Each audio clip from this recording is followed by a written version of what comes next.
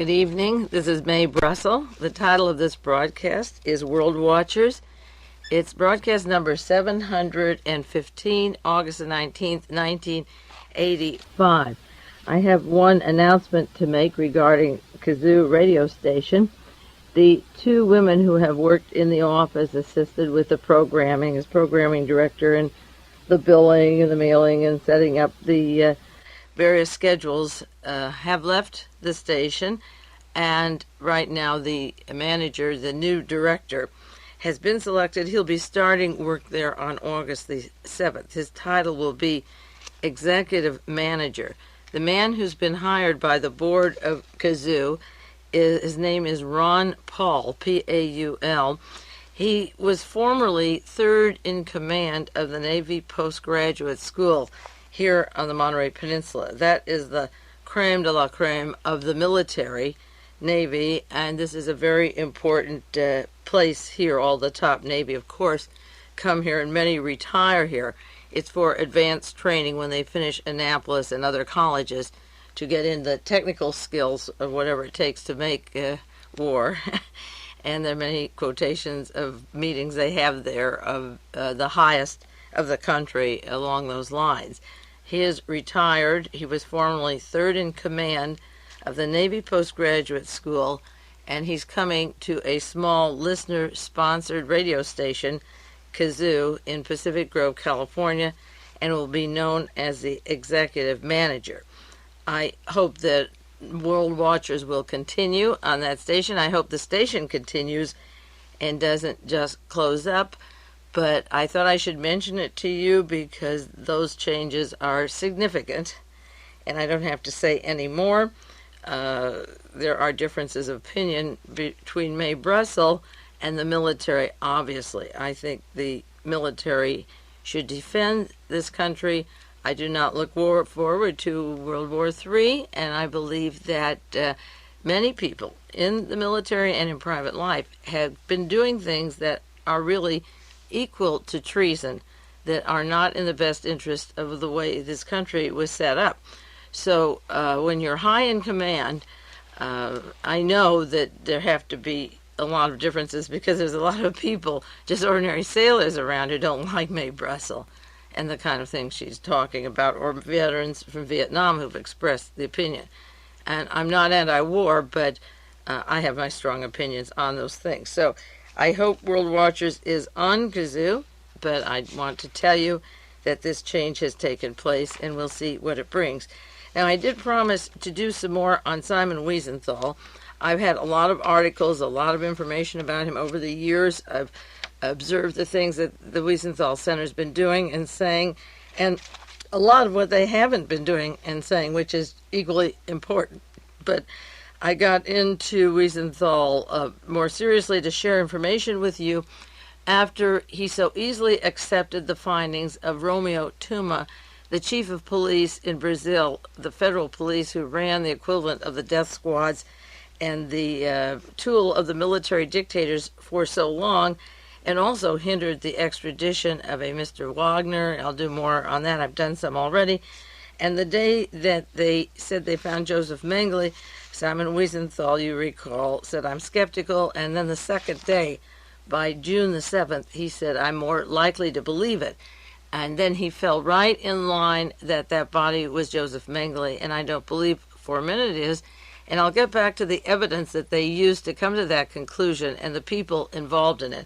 But in the meantime, I want to do part 3 just on Simon Wiesenthal. I did 2 broadcasts, one July 22nd, numbered 711, on special favors he got in Poland through the war years, and then July 29th, another section on Simon Wiesenthal, tape 712, some more special favors that he got. And then when he left the army, he went into he left the concentration camp, went into the U.S. Army, then the OSS and the Counterintelligence Corps, and worked for them, and then set up his centers, which have been very effective in not getting the members of the Odessa, the network of Nazis that do in fact exist. As a matter of fact, CNN cable news broadcasting is advertising the Life magazine series on Nazism in World War II. And they had a segment showing Hitler's top people, Mr. Himmler and Goebbels and Goering. And then in the advertisement they said, did Nazism die with Hitler, or is it waiting to emerge again? So they're asking that question on television. They know the answer. Ted Turner's broadcasting and Life magazine know that answer, and they're planting that idea. Yes, they could, and that's the way it runs. Now, the Simon Wiesenthal Center issues their reports quarterly. Summer of 1985, the Mengele case was just coming to a conclusion, and the title of their membership report was A Special Update, the Mengele Case. And it says, as they're going to press, we don't know in fact if it was Mengele. The center dispatched an expert team of forensic scientists led by Dr. Clyde Snow of Oklahoma, along with our complete Mengele dossier to San Paulo. But the central question remains, why now, after all these years? He lived peacefully, little trouble, for 3 decades in South America. Then his bulletin says, he escaped justice because no one cared. No one was searching except Simon Wiesenthal. For nearly 40 years, the Nazi hunter stood a lonely and frustrating vigil. That's his bulletin, making out that he is the one who alone was looking for them. And as of 1983, I had contacted the Wiesenthal Center, or tried to, with the fact that money from DeLorean's cocaine, that cash that bought that cocaine that was in the hotel room, was allegedly from Klaus Barbie and was put in the bank account of Joseph Mengele.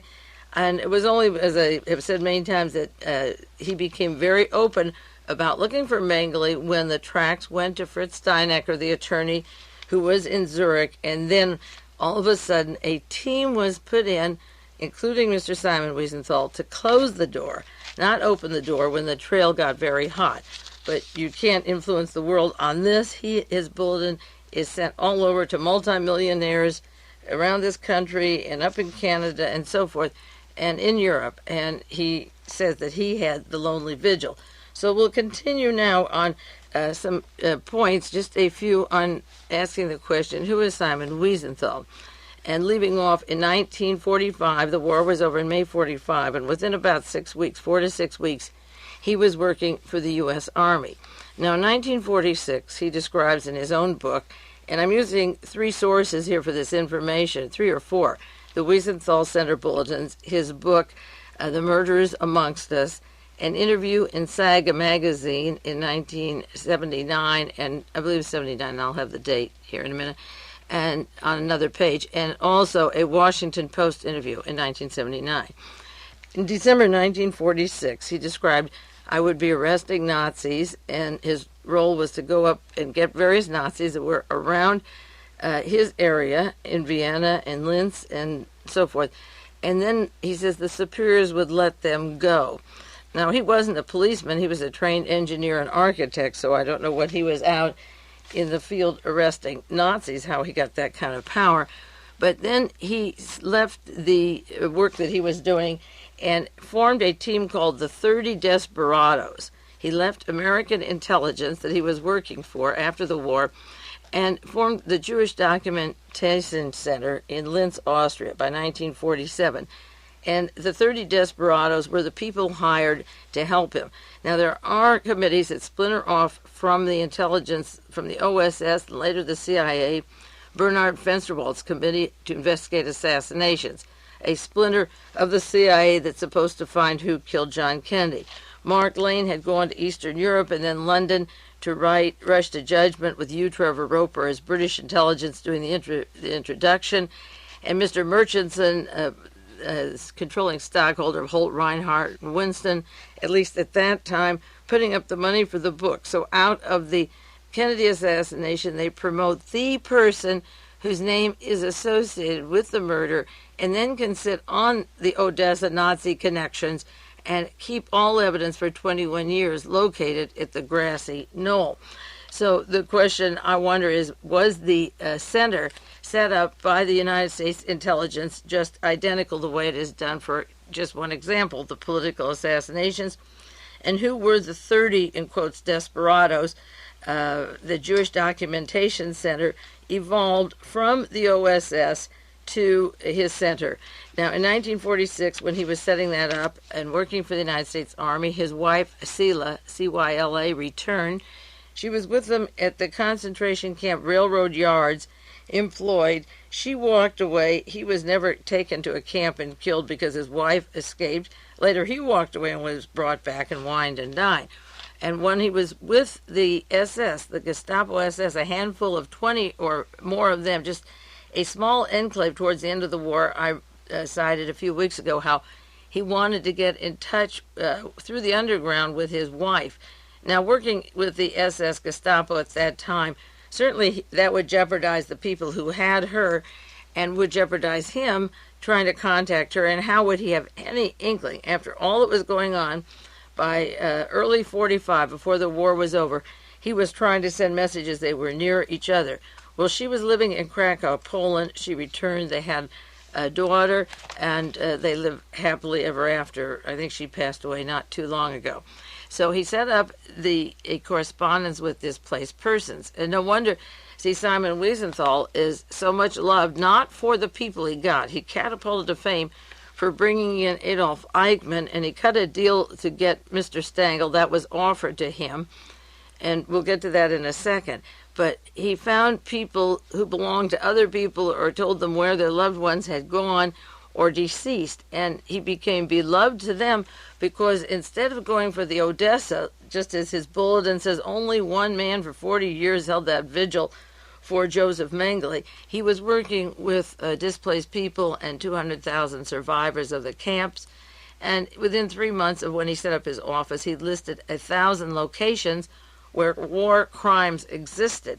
Well, we know they exist. It's like having 48 universities that did medical experiments in the 50s, 60s, and 70s.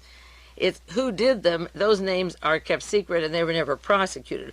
We know the camps existed, and he compiled the list of the witnesses gave him of names of people who ran the camps who were war, by definition, I suppose, war criminals of a sort. But people like Joseph Mengele worked for the United States Army. He was under the control of the CIC and was released. Klaus Barbie was under the control of young officer Henry Kissinger, and Kissinger under Fritz Kramer, and he was released. He worked for the Army and then was sent down to South America, as was Mengele.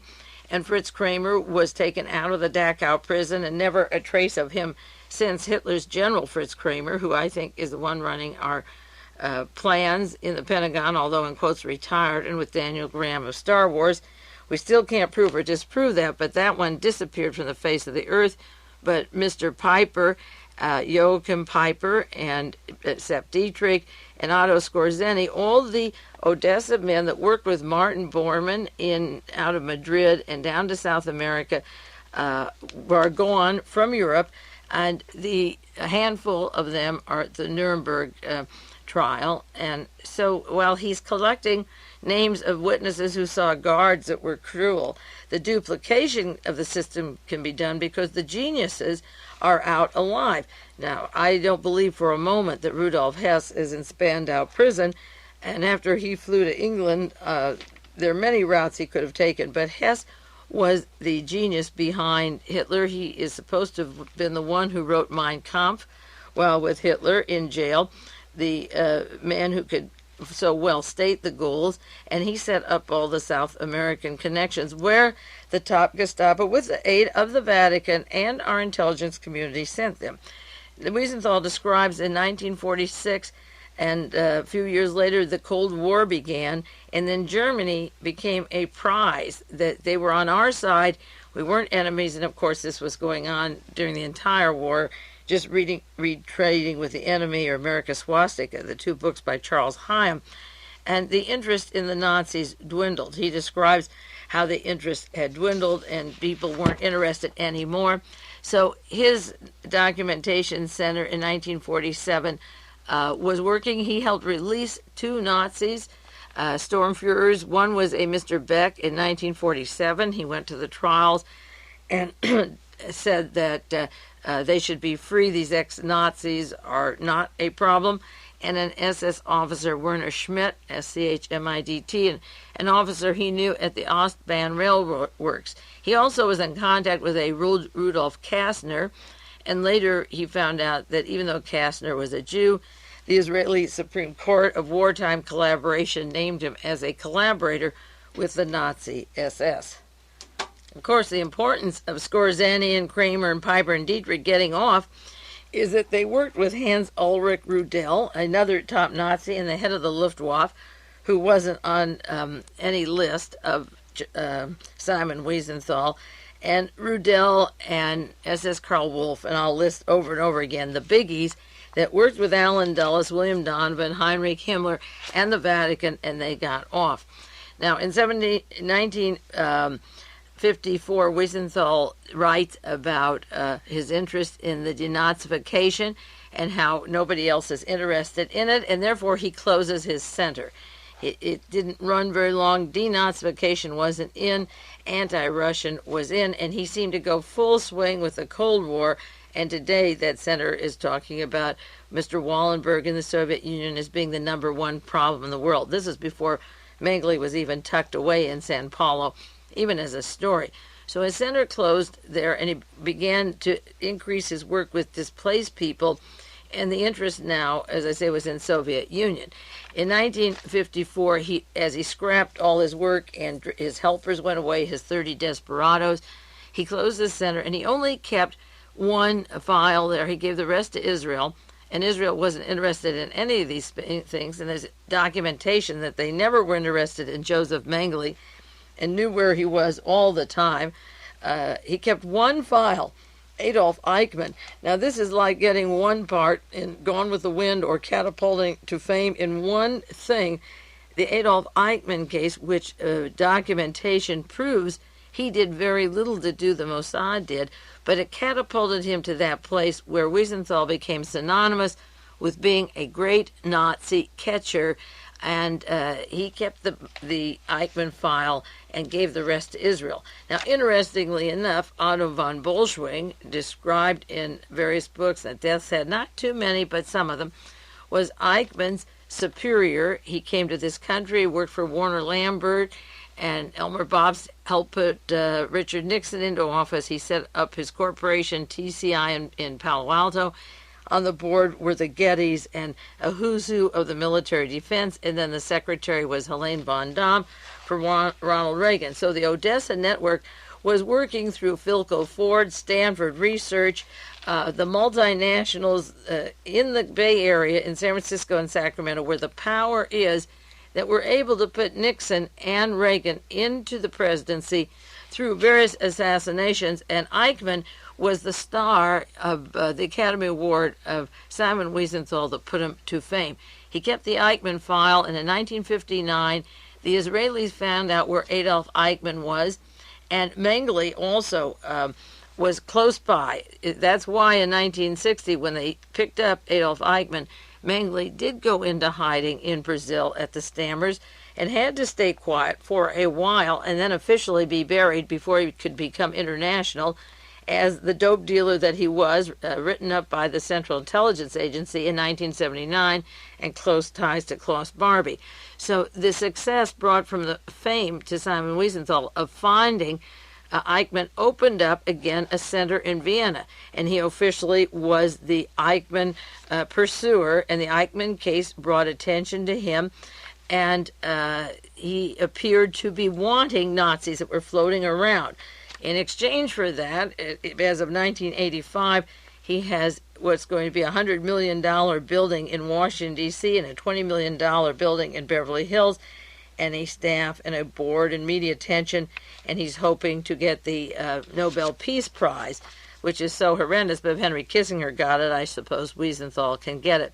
By 1961, when Eichmann was captured and Wiesenthal opened up his office in Vienna, he opened what he called the Federation of Jewish Victims of Nazi Regimes. And again, I'm not putting down the need to help the victims, but what he was doing, and what many people have done, is they pursue what happened in the past and help those people. And you have the Turing twins and the horror of Mengele, and you talk about this angel of death over and over ad infinitum. It just never ends. And the point is, the victims need attention, but we're going to be the next victims. When a man named William Pierce writes the Turner Diaries, and he's paid by the Air Force, a PhD, working for United Technology, where Alexander Haig is the head, and he tells you he's going to hang every Jew on a pole across the United States. And just this week, the FAA said yes, in Kansas City, Reverend Gale's tapes can be played on the air on how to kill Jews and how to kill blacks. That's acceptable. So helping the victims of the past isn't as important in my mind as helping us not go through it again. So what, in exchange for his fame and his money, he has centered his attention on the past and wants you to look at the horror of the past without letting the future, which is building up like the serpent's egg, be exposed. Now, as soon as he opened up that center in 1962, the Documentation Center in Vienna, he was getting money from the Dutch Netherlands, from people from Johannesburg, Frankfurt, Germany, Munich, Milan, and Turin.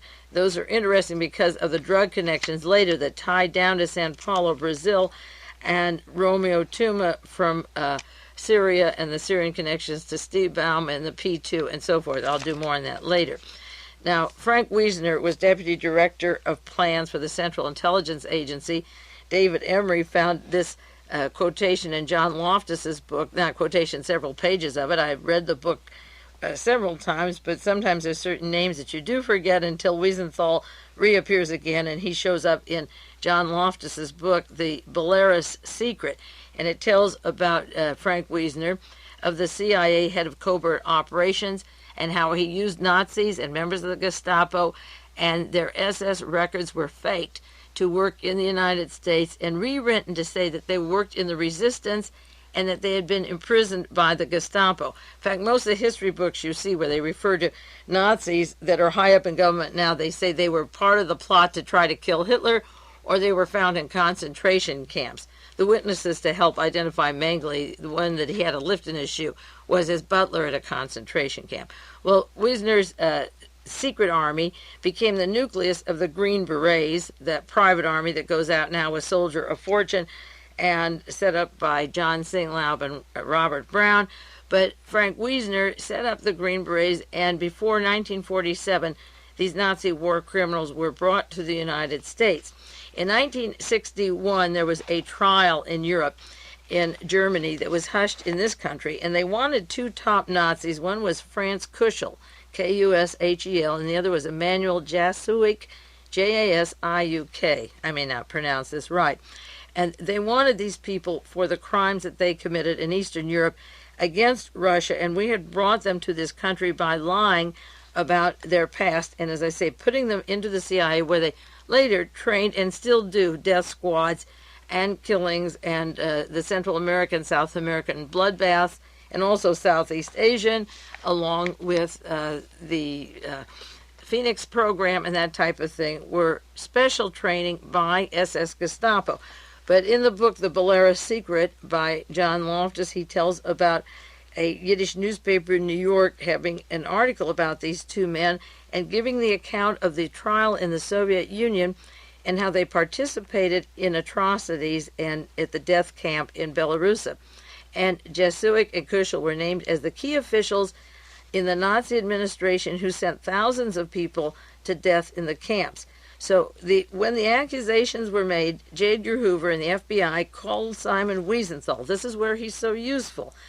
And they said the noted Nazi hunter who had warned that these charges would be a communist Cold War tactic to intimidate the emigre community. Wiesenthal has always protected Reinhard Gehlen, the paperclip scientist. I'll rattle them all for you and give you names of them. He thought that telling these people who were killing Russians, see, it's okay to kill Russians, but you're not supposed to kill Jews. And if they had mass murders of Russians, this was Cold War. And he defended what is called the emigre community, that were nothing but Gestapo killers. So the FBI dropped any investigation into these people, and said for all purposes they were ignored.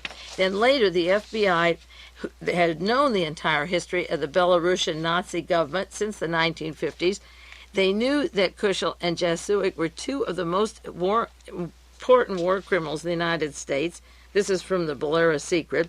The FBI was aware that both men had ties to the OPC through the American Committee for Liberation from Bolshevism, which funded their activities. So citing Simon Wiesenthal, which his unfortunate comment about don't discredit them, the FBI reported to the Immigration Service that the Soviet charges were part of a plot to discredit important anti-communist political figures. When similar denunciations followed, the FBI noted in every case that the accused were staunch anti-communists. And this went on, and finally the investigation kept going on. The Immigration Service didn't rest on the assurances of the FBI or Simon Wiesenthal as it had before. They called in the U.S. Army's Investigative Records Repository at Fort Meade, Maryland, and asked if the CIC and the criminal investigation, that was Simon Wiesenthal working for U.S. Army, as soon as he was out of the camp and had been traveling with the SS Gestapo, they asked the CIC if they had any information on Kushel. The CIC recalled and possessed several classified dossiers dating back to the late 40s that positively identified Kushel as an SS officer, a member of the Nazi government of Belarus, an informant for the SS intelligence. But after one telephone call from CIC in 1963, the Immigration Service noted in its records that Mr. Woolwine advised that the CIC records show that Kushel was the leader of the Micheldorf displaced persons camp. They sanitized the Pentagon report. They changed it. The agency changed it around and gave a false background on the writing of these people. In 1956, it furnished a CIA OSO sanitized version of their history and literally changed history with a fountain pen to lie about who these particular people are and their background. The Kushel investigation was terminated almost immediately after the CIA reported that they had no derogatory information on Kushel. Recently, a CIA official was asked to define what it means by no derogatory information. He responded, it means there was no evidence of pro-communist activity. In our federal government, Nazism was regarded as anti-communism. Therefore, information that a person was a Nazi is not considered derogatory. This was not simply doublespeak. The intelligence community has a precise language all its own. If the CIA was asked whether it ever employed Nazis as an agent, they would say no. On further inquiry, the researcher knew enough to ask. He would discover that an employee does not include someone employed by a CIA front organization, and an agent does not include people who worked for Wiesner's guerrilla forces because they weren't on the United States government payroll.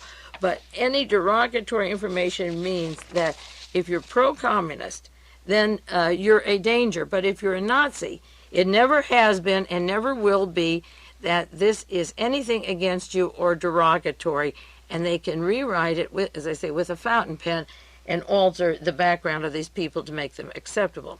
Now, this was going on in the 1960s. By 1962, Adolf Eichmann was hung in Israel. While the trial was going on, Martin Bormann was sending messages to him. In fact, Eichmann's son was living with Jack Anderson. I'll do more on that maybe next week or so.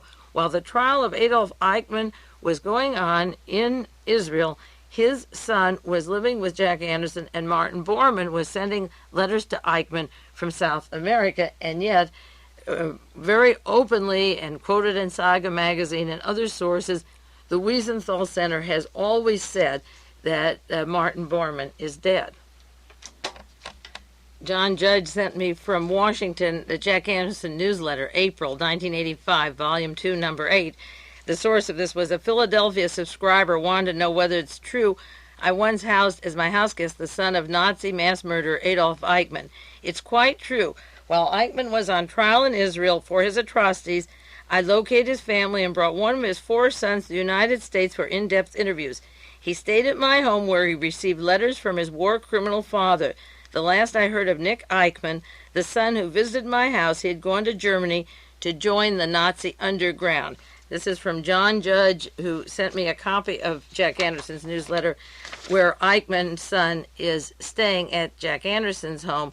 And remember, Jack Anderson's 20-year, 25-year now or more association with Frank Sturgis, Frank Farino, who worked with Lee Harvey Oswald, the Permandex, the team that killed John Kennedy, and Borman has been linked to that murder through treason, through My Daily Bread, for My Daily Bread, that book, and I've cited it in my references to the Nazis and the JFK assassination. We'll take a 1-minute break now and continue on this broadcast. This is Mae Brussell, and we'll take this 1 minute, and I'll be back with you in 60 seconds.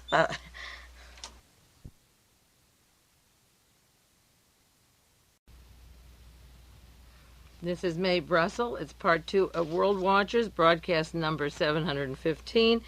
And the 60 seconds go fast. Okay, now back to the strange case of Simon Wiesenthal, the chronology of Wiesenthal. Incidentally, the man who wrote The Belarus Secret, who cited Wiesenthal as working for the FBI and the CIA in covering up the top Nazis, Franz Kuschel and Emanuel Jasowicz, who were being tried in absentia in the Soviet Union for their war atrocities. John Loftus is the same gentleman who was on national television the evening of June 22nd after the decision, including the Simon Wiesenthal Center, that body buried in 1979 was Joseph Mengele. And Mr. Loftus, who worked for the Justice Department as an attorney in Boston, said that no scientific evidence used to identify any body was used in this case. He gave the 4 ways that they were totally ignored, with dental records, medical records, photographs, actual physical evidence. They didn't use any single one of those to say it was Joseph Mengele. And the first person on the bandwagon, day 2, confirming it was and offering some information that was absolutely of no value but was included in it, was Simon Wiesenthal. And that's why, as I say, I'm doing this work on him now to share with you. Now, there was an interview in Saga magazine I mentioned before. The date was 1976, September 76, an interview with Simon Wiesenthal, and that's where they said, asked him, another famous Nazi criminal, Martin Bormann, was never captured. And he said, no one was closer to Bormann than Wiesenthal, the skeleton. He's saying, no one is closer. The skeleton dug up in 1974 and identified Bormann has finally closed my files on him. The case is now shut and in the archives. My file. A man from Wall Street Journal, Mr. Paul Manning, can write Nazi, Martin Bormann, Nazi in exile, but Jew Wiesenthal, he's closed his file for his purposes. So you have to say, well, what are his purposes? In 1976, he closed that, and that was the flimsiest case, and the fake burial and so forth has been exposed ever since. But Wiesenthal doesn't change his mind, and like that song in Evita, the money keeps rolling in. Now, in Saga magazine, he describes in 1976 a funeral in Linz where he was had his office just a couple of blocks from couple of houses, from Eichmann's home in Linz in Austria. And there was a funeral. Eichmann's father passed away, and Wiesenthal had located Mrs. Eichmann and her 3 children and a man living in Buenos Aires, Argentina, and he thought maybe that Eichmann would come to his father's funeral. So he hired 2 professional photographers to go to the funeral and take pictures of all the people at the grave ceremony, and he thought that he might be recognized there. So he had someone take the pictures, and then they took the microscopic, looked at these pictures for every detail of the face and studied them with the magnifying glass, not a microscope, a magnifying glass, and studied them to see if he had attended his father's funeral. Now, in 1976, he's giving this lengthy account of how careful he was to try to locate Adolf Eichmann. But you remember the account that Joseph Mengele went to his father's funeral, but the cameras weren't there. If he doesn't want the cameras there, it's one thing, but as I say, in his bulletin, he cites only me, looking for him for 40 years, pursuing this man on this lonely road, which is really offensive to me, to know what he does and doesn't do, and to claim that I'm the only person looking for these Nazis. There was a funeral in Germany, in Günzburg, Germany, and he did go to that funeral. Now, incidentally and interestingly, Petra Kelly from the German Green Party has been linked or associated with various Nazis. That subject came up on David Emery Niptuck's program up north about Petra Kelly. There was an article in the London Observer, June 23rd, 1985, which is very interesting. It says the German Green MP Petra Kelly has asked Cardinal Joseph Hofner of Cologne to clear up rumors that Joseph Mengele was hiding in a convent in his hometown of Günzburg during his 1959 visit to attend his father's funeral. Kelly, who comes from Günzburg, the same town as the Mengele family, told the London Observer yesterday, everybody in town talks about how Mengele attended his father's funeral, but only among themselves.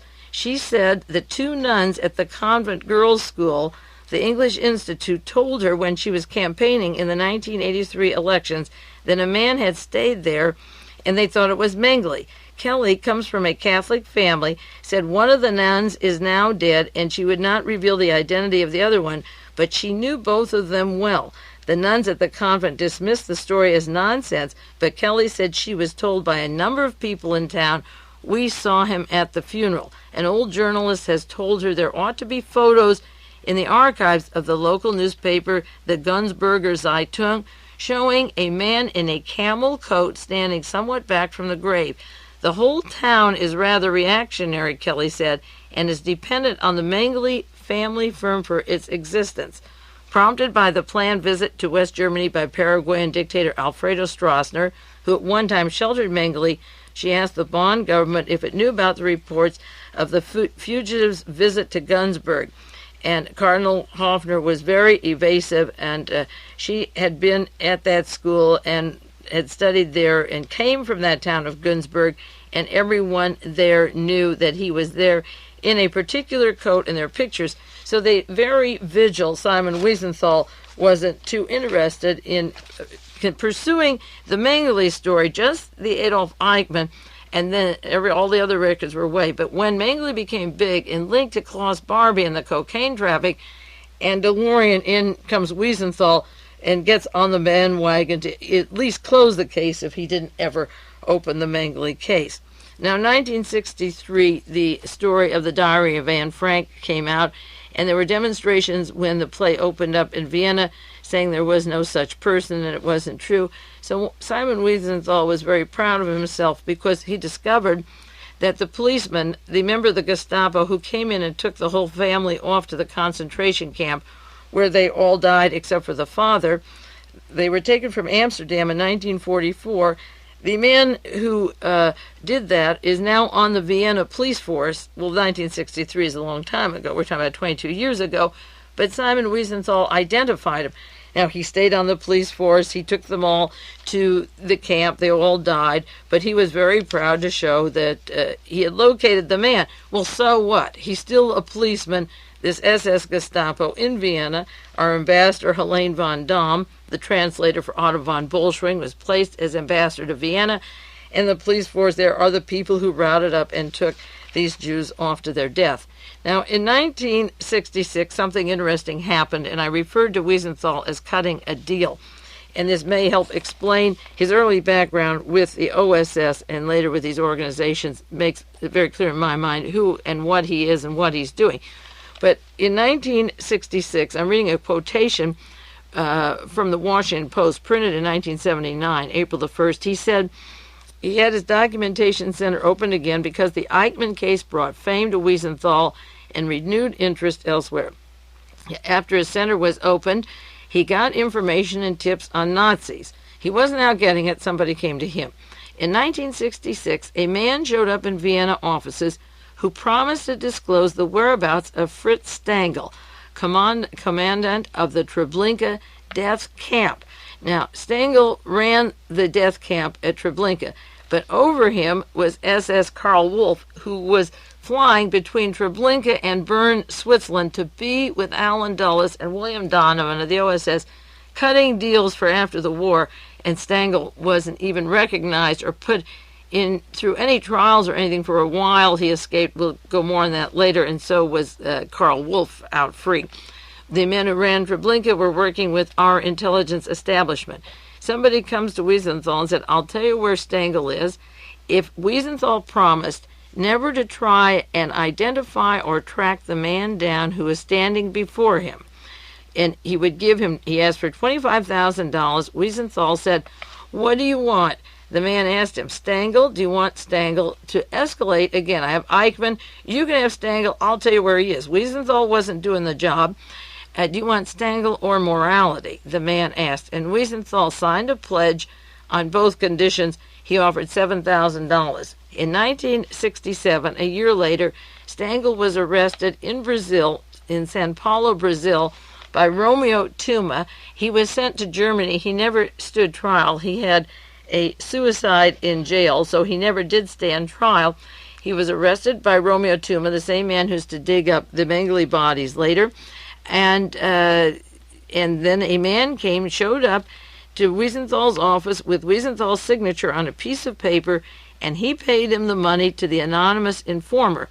And the point is, who was the Nazi? In Wiesenthal's own book, this is from the Washington Post, in his own book, I'll read you the quotation about the persons that came to him and offered Stengel. This is a deal, who was the SS Gestapo, because the Nazis around Stengel were even higher, like SS Karl Wolff and Mr. Wagner. And the Washington Post article says the hunt for Stengel eventually led to the discovery of his deputy, Gustav Wagner, in Sao Paulo, Brazil, in 1980. Now, Wagner was discovered, and 4 countries wanted extradition for him. Stengel died in a jail in Germany, and Romeo Tuma and the Brazilian government falsified the papers of Wagner, and Simon Wiesenthal knew that. They lied on the papers about Wagner and would not extradite him. So when 1985 comes around and Simon Wiesenthal is offering material that is of no value, but they use it anyway on the hip story, and the identification, which is not based by real x-rays of teeth or anything else, he's throwing in this stuff to help Romeo Tuma, the police chief from Sao Paulo, Brazil, the federal police, who formerly and up till the hour of the military dictatorship, when the president-elect was murdered and he was reappointed by President Sarney, he has covered all these Nazis and is heavy in Sao Paulo in the narcotics traffic. And Tommaso Bussato was sent to Italy, where he spilled the beans, unlike the mafia, because a member of his family had been killed, and was making the Syrian connections of narcotics traffic to Sao Paulo, Brazil. And Romeo Tuma is from Syria, and it links to Henry Arsan and the P2 and the various Nazi guns, narcotics triangle that goes on throughout the world, and had a big center down in Brazil. So after he gets a tip to take Fritz Stengel, he uses it. He's sent to Germany, as I say. He's arrested by the Brazilian police. And whatever deal he was, we know, and I know, that the secrets of Martin Bormann and Joseph Mengele, when Bormann's body, in quotes, appears in 1974, he says, yeah, that's him. He's been long dead, even though he writes about him earlier as if he's alive. And all the top Nazis, Hans Ulrich Rudel, the head of the Luftwaffe, is flying back and forth to Germany, and he has the name of Hans Savelmeyer, the money man for Joseph Mengele, among his identifications when he dies, and there were more links than that to him. So Wiesenthal covers that up. Now, Wiesenthal writes in The Murders Among Us about Stengel and his experiences. The book he wrote was before Stengel was picked up and taken to Germany, and he tells how he worked with the Gestapo, and then he went down to South America. He went to Syria and lived there for a long time, and Damascus, and then he worked for the Volkswagen factory in Sao Paulo, Brazil. And Stengel is well known for his work in the Volkswagen area in Brazil. Now, the article I cited not too long ago from the Washington Post, March 31st, 1985, titled Brazilian Banking Regime Crumbles, and it's about Mr. Garnero, Maria Bernardo Garnero, and how the government of President-elect Tancredo Neves replaced a 21-year-old military administration with a democracy that was supposed to come in March of 85, and he said that that government was unable to account for billions of dollars, missing state funds, and Neves had called the financial corruption one of the most hated symbols of the abuse of power, and centered in on Mr. Garnero, who works with George Shultz, Henry Kissinger. Kissinger Associates is now representing Brazil now that Mr. Neves died after his 7 surgeries that were outright murder. And he was investigating particularly the money of Mr. Garnero linked to William Simon, a Knight of Malta, to Bechtel Corporation, and so forth. Well, the Washington Post has a story about the Justice Ministry. This was in March, just at the time when Neves was dying, just about dead. He was supposed to be sworn in on, I believe, the 14th. The Justice Ministry has issued a restraining order freezing the assets of Garnero and 10 Brazil Invest advisors, and it lists those advisors and the president of Brazil's International Airline and of the Volkswagen's Brazilian subsidiary. In the same article, it tells about Mr. Garnero, who's wanted for billions of dollars of flight capital out of Brazil. He's a tireless promoter whose fortune was launched by his former wife's 22% stake in Volkswagen's Brazilian subsidiary. Garnero earned a seat on the car company's board and eventually amassed a fortune of $52 million. I've done some broadcasts on this scandal, but this man has, Mr. Garnero, $52 million in the Volkswagen subsidiary in Brazil through his wife's holdings and his that grew up in Brazil. And, of course, Mr. Fritz Stangl was employed in Sao Paulo with the Volkswagen, and this was a nest of Nazi spies documented in other books that assembled in Sao Paulo, Brazil. In Wiesenthal's book, he talks about how the Odessa network, the Nazi network, took him, Stangl, and his wife out of Vienna, and he, incidentally, the Franz Stangl that Wiesenthal's claim to fame, he was brought this deal or cut this deal by this other person. He worked at the same camp helping the U.S. Army where Stangl crossed his path and was with him, under him, working as Army intelligence. Stangl was located at a camp called Glassenbach after the war. And Wiesenthal describes how the Nazis were treated. They were well-fed, sunburned, had a pleasant life. They were high-ranking Nazis. Their wives were there. And Stangl was transferred from Camp Glassenbach, where Wiesenthal was working at the time, to a regular prison in Linz, Vienna. Stangl was a former police officer, and he wasn't just a police officer at Treblinka. He was one of the men that worked in the Castle Hartheim, Hartheim. That was the Nazi training place for scientifically learning how to murder, where they'd give pieces of gas or a little bit of gas, and they'd photograph people in stages of dying and send it to Berlin to see what was the quickest and most efficient to get rid of people. Stangl worked at this castle. Then he walked away from there in May 1948. His family was found by Wiesenthal, the wife and daughters. She was employed by the American Library in Vienna, by the military. In 1948, she got her paychecks from the United States money. Then the Odessa with Otto Skorzeny, who walked away from the prison where Kissinger had helped out, set up his Odessa and got him from to Syria, and then down in South America where they work with the whole network of Nazis that I've referred to over and over again.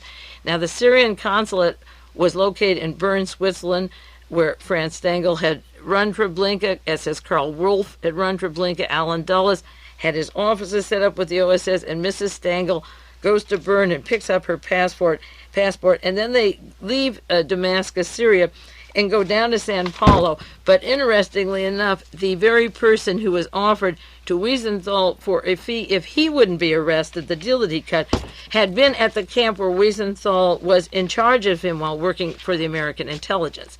So in 1968, they discovered Gustav Wagner. This was at the birthday party for Adolf Hitler in April, and he was photographed. Wagner went to the police department. I've had that on the air many times, and was protected and never was extradited. In 1979, when Romeo Tuma and the police and the officials of Brazil wouldn't extradite Wagner, why would Wiesenthal supply or help Romeo Tuma when he had this nest of people living with him and SS Karl Wolff and all these people working with an enclave of Nazis down there? Why would Wiesenthal offer them anything, and why not stay off? Why on day 2, June the 7th, did he say, yes, that is Mengele? Now, in the Washington Post story, again, citing April the 1st, 1979, pardon me, it goes into the budget of Wiesenthal in 1979 and said virtually all the money for his foundation came from Holland, from 90% Dutch Gentiles, and it was identified as the Royal Shell, which is Prince Bernhard, who worked for the Waffen-SS, who was part of the IG Farben Corporation, married Queen Juliana, betrayed the resistance movement in Holland, and sat on it, and his name has been mentioned in one book, but his record is one of Waffen-SS and Gestapo, formed the Bilderbergers later to slice up the rest of the world. So Klaus Barbie, who worked with the CIC, the same criminal investigation corps that Wiesenthal worked for after the war, Henry Kissinger was in charge of them, was crushing all resistance and killing the resistance, and the people who fought Nazism through France, and Prince Bernhard had this similar role, and Wiesenthal got 90% of his funds, according to this article, from Dutch Gentiles at that time period. Now, in 1978, when the book came out of Nikolai Malak's, I believe it was around that date, of Richard Nixon and the Iron Guard, and Nikolai Malak's coming to Whittier, California, not a word was said by the Wiesenthal Institution. Nothing about Otto von Bolschwing. I tried to contact them or reach them when Pete Carey and I smoked out this guy working in the Bay Area and his top Nazi connections in the United States. He didn't say a thing about it. Now, there was a time when a search for Mengele was escalated in 1980, and people were looking for Mengele. There was an offer of a $50,000 reward, $10,000 to the policeman who would catch him. There was a time period where they were looking for Joseph Mengele, and there was a rumor that he was a colonial dignitad. I've done broadcasts about colonial dignitad, that enclave between Chile and Argentina run by Germans that the DINA, the police, used after Pinochet was in and Allende was murdered for torture. The American CIA, Michael Townley, and George Bush, as director of the CIA, was participating with the agents from Colonia Dignidad. Now, Simon Wiesenthal sent out his bulletin January 31st, 1981 from Vienna regarding, he has a thing about Gustav Franz Wagner and the countries that wanted to extradite him and how he wasn't extradited. And then he later he commits suicide by throwing himself in front of a car, and Wagner died. I don't know if there's any proof that Stengel or Wagner even did these things. Now that I look back at most of these Nazi deaths, when the heat is on, they suddenly die. But in his bulletin, The Search for Joseph Mengele, he tells about the reward and the offer. And then he said somebody said they thought they located Mengele at Colonial Dignidad. He described as an isolated German settlement in Chile. But it seemed we were misled by people who wanted to give the Colonial Dignidad a bad name.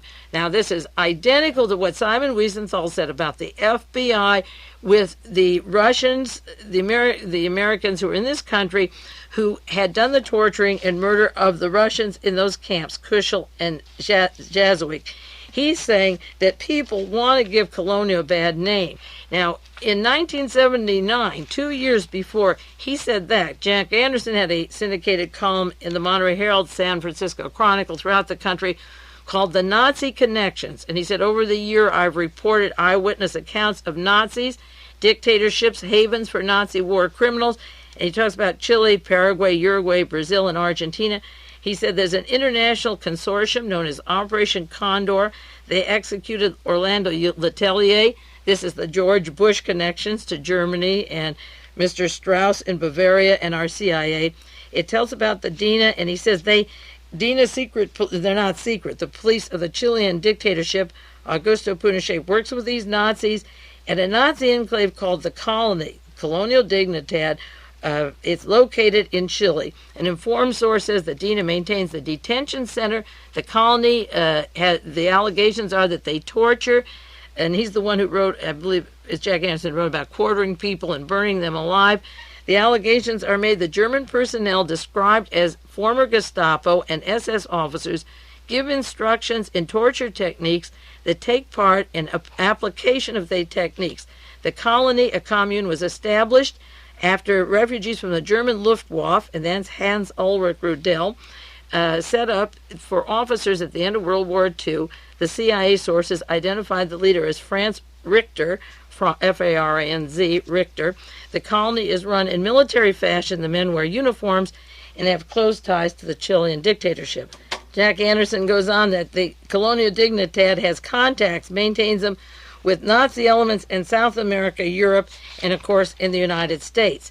Now, on World Watchers back in 1979, in April and May, programs 385, 386, and 387, I go into detail of Colonial Dignidad and the Nazi connections and fascism. This is 2 years before Simon Wiesenthal is saying that to suggest Mengele is down at Colonial is to give Colonial a bad name. You can look up these references to Colonial Dignidad on my program, and I cited Aftermath, where Ladislas Farrago on page 466 refers to Nazi war criminal Martin Bormann, moved to Chile and stayed at Colonial Dignidad during the early 60s.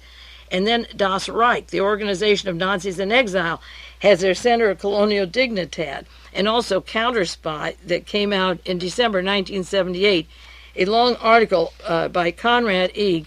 Now, all of this was out 1 and 2 years before he said that we're giving it a bad name. And keep in mind, in 1979 and also in 1981, Heritage, a Los Angeles newspaper, referred to the fact that Simon Wiesenthal had 80% of his funds from a Dutch SS officer, Prince Bernhard. 80% came from Prince Bernhard. This was cited in 1981 in the LA Heritage, that the Dutch monarchy, Royal Dutch Shell, non-Jewish, were funding Simon Wiesenthal. That's at a time when he's protecting those people down there. I just have time to cite one more example of Simon Wiesenthal's connections.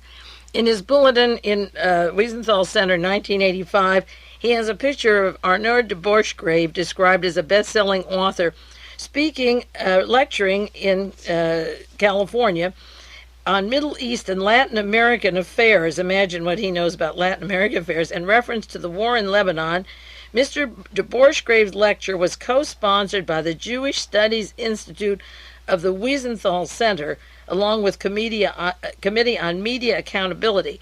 Now, Mr. Arnaud de Borchgrave is the publisher of Reverend Moon's paper, The Washington Times.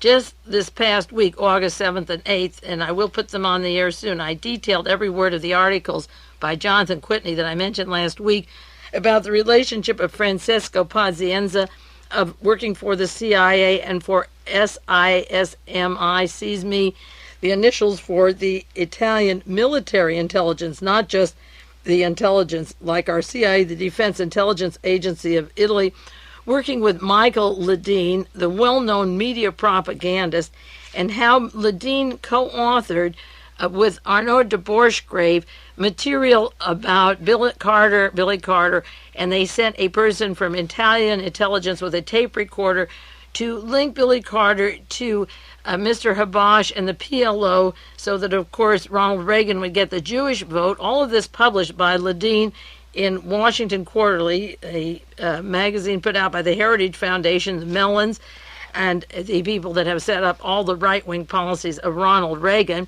And de Borchgrave working with Ledeen, who was working and is in the Defense Department and State Department under Alexander Haig, whose mentor, again, is that notorious Fritz Kramer, going back to the Dachau trials, and Adolf Hitler's team of Skorzeny, Barbie, and the gang Hess and Bormann that all got away.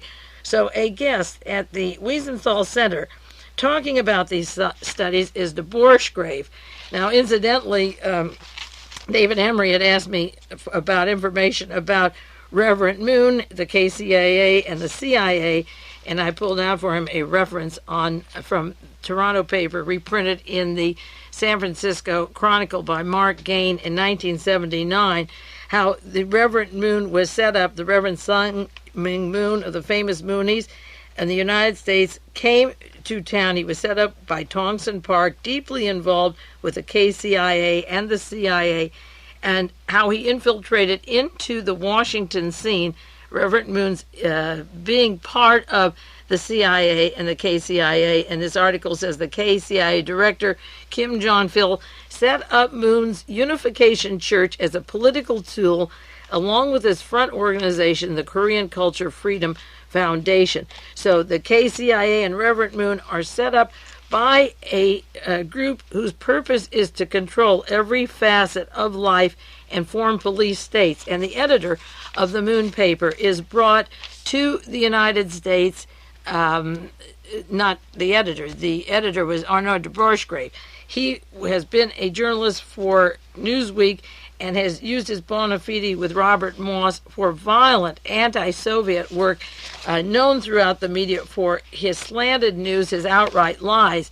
But as late as 1985, with de Borchgrave's record, and I think when Wiesenthal got this out, I wasn't sure if he was editor at the time, but de Borchgrave's background was well known as a propagandist, and also the trials in Italy going on since 1979. By 1981 and 82, they identified Michael Ledeen and Francisco Pazienza and Arnaud de Borchgrave. This was going on several years ago, and he's a guest at the Wiesenthal Center speaking about information and affairs and references to correspondence and distortion of media. These people have not only distorted media, they've distorted history, all at our expense. Well, I don't have any more time. I'll update Wiesenthal over and over again, but I did want to get a little background more on him. So in other broadcasts, I'll keep including references to him that are appropriate. But in the meantime, our time is running out, so I'll be back with you next week. This is Mae Brussell, and keep sending the articles and books. Thank you very, very much, and I will thank you individually as time allows. Bye-bye.